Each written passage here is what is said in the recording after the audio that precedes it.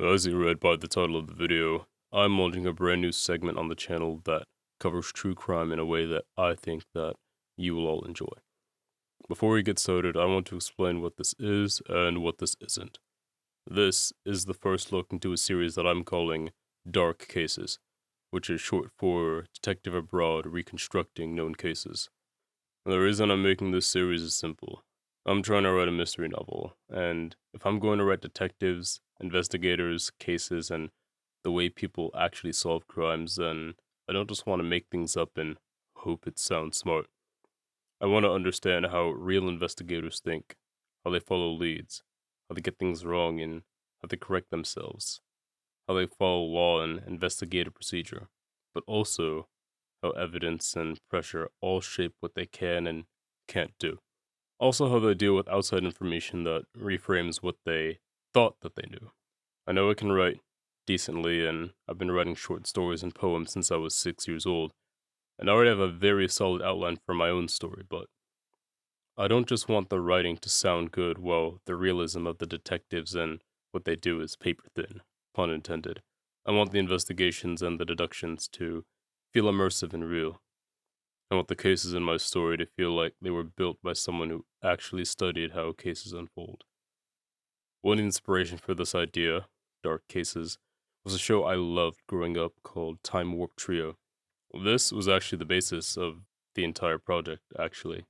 What I really enjoyed about that show was how it made history feel alive and dynamic. Basically, the main characters were walking through real historical events, reacting to them and learning from them and helping the audience understand them.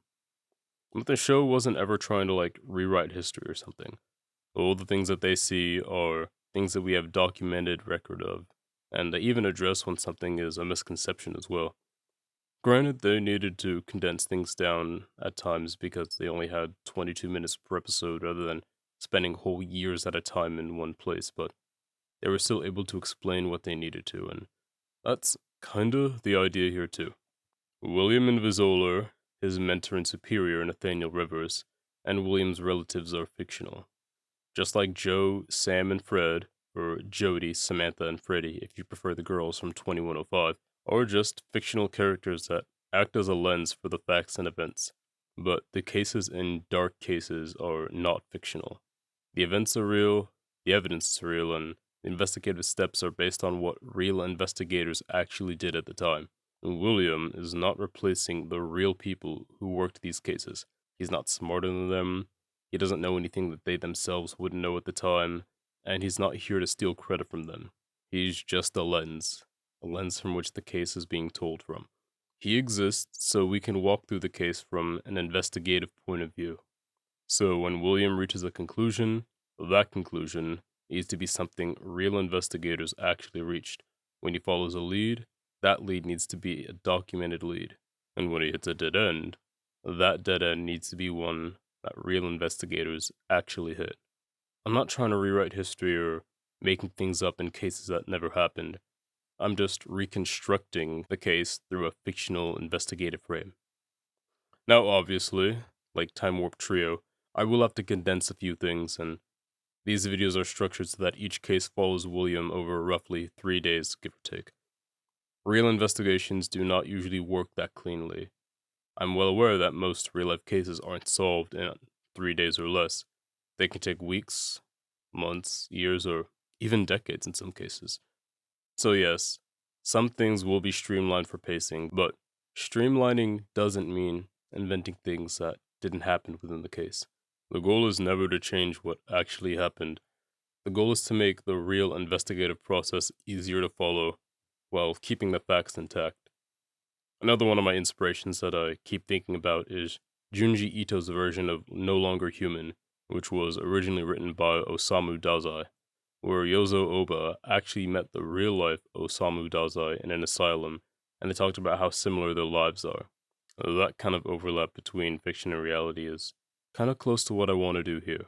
William and Nathaniel are fictional characters moving through real cases, but the case itself still belongs to reality. William represents the investigative lens, and I kind of want him to mirror the real life lead investigator or investigators on whatever case that he covers. Nathaniel represents the kind of higher level force that can shape an investigation, sometimes as a superior officer, sometimes an institution, sometimes an outside agency, or sometimes a strategic shift that helped move the real case forward, but still within the sense that it came from someone or somewhere within the system and not outside it. And when William calls someone outside of law enforcement, like a relative, a friend, or someone from his personal life, those conversations are not supposed to be random drama. They are supposed to represent documented moments where information, pressure, perspective, or events from the outside of the formal investigative system help shift the direction of the case. This is the kind of balance that I'm trying to strike here. We've got the fictional investigative lens, but we've also got factual events and real cases. Now, I know that this is a huge undertaking, and I also know how serious that true crime is, because these were real people and victims who had real families and real investigators, and at times even real failures within the cases and real consequences at times. So I'm not asking you to just trust me blindly. Each episode of Dark Cases will have all the sources linked in the description, and I will tell you where the information came from, what each source was used for, and what parts of the episode are reconstructed from the documented facts. I'll also tell you what part of the case each character is meant to represent, what they do, and why they do. That way, at the end of every episode, you can check me, and you can hold me accountable because if I get something wrong, I want to know. After all, the goal here is not just for me to become better at writing detectives or even to write a better book. The goal is for all of us to learn something by the end of it, to understand how hard cases are approached, how investigators think under pressure, and how evidence moves a case forward, but also how assumptions can help, hurt, collapse, and sometimes even come back in a different shape than the way that we're expecting them to. This series is part research project, part storytelling experiment, and part training ground for the mystery novel that I'm trying to write. You could even go as far as arguing that most of my channel is what this is about, but that's beside the point. The prologue, or Chapter 0, for my own story will be going up on YouTube on Sunday, and the first episode of Detective Abroad Reconstructing Known Cases, or Dark Cases, will be going up on Wednesday. I really hope that you give this idea a chance, and I hope that this is a new form of true crime content that you find to be different, but in a good way. Thank you for watching and supporting the channel, and thank you for making it to the end of the video.